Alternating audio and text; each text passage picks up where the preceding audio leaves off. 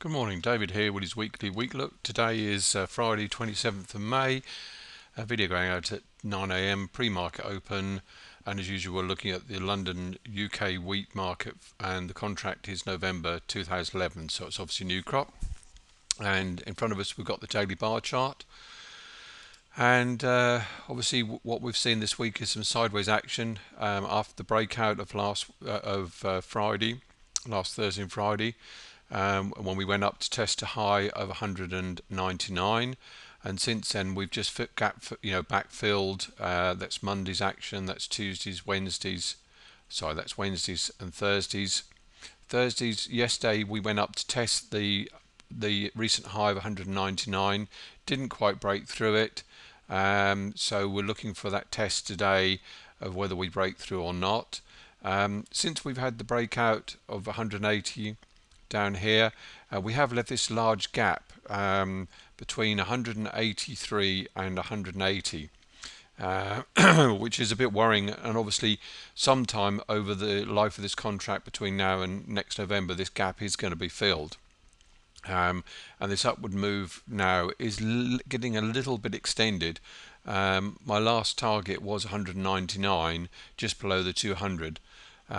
So the market could have a pullback or could now break through this and then go up to our upside target, which is up here at 217, and our ultimate target is 220. So obviously I think today is a crucial day. We have got a rather weak dollar this morning, so I expect commodities in the US to be up. This may give us the push that we need to get through this 200. If this 200 is broken today, then look next week for continuation onwards up, sort of 203, then breaking 205, 210, and then up to 217.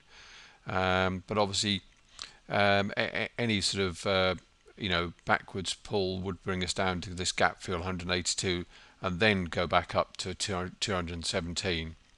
But there's no doubting the market's still in a big upwards bull trend. Targets are in place. Stochastics haven't gotten locked in on this chart, are locked in, showing a strength in the market. So we're in an upwards trend, and the targets are there.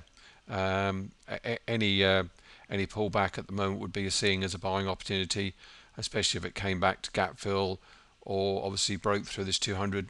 We've got a keen upward signal there again.